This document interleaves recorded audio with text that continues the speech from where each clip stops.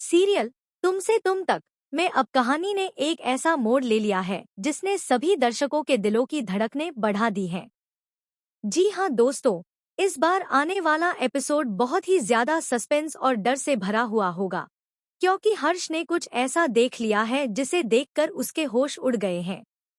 मानसी के कहने पर हर्ष ने उस पुराने रूम का ताला तो खोल दिया, लेकिन जैसे ही दरवाजा खुलता है, अंदर से एक औरत निकलती है और पूरा घर सन्न रह जाता है। अब सवाल ये उठता है कि आखिर वो औरत कौन है और उस रूम में सालों से क्या छिपा हुआ था जिसे अब तक किसी ने नहीं देखा था। वही कमरा जिसे आर्य ने हमेशा बंद रखवाया था। मानसी ने जैसे ही पार्टी में वो चाबी अपने हाथ में ली, उसके चेहरे पर एक अजीब सी मुस्कान थी। उसे लगा अब वो कुछ बड़ा करने वाली है। लेकिन वहीं आर्य को बिल्कुल अंदाजा नहीं था कि मानसी अब उसके ऑफिस तक की चाबियां भी मांगने वाली है।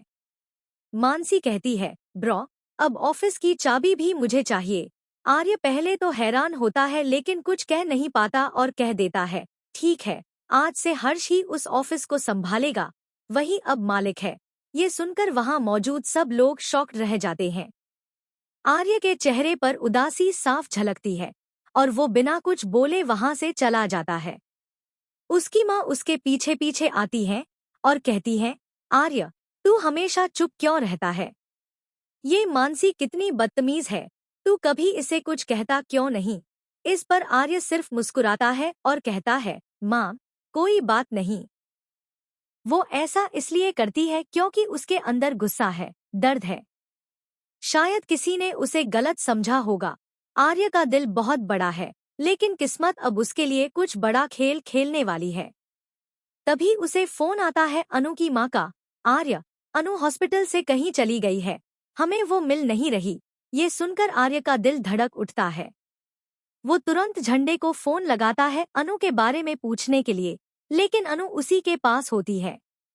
आर्य उससे बात करता है और पूछता है, तुम बेहोश क्यों हुई थी अनु?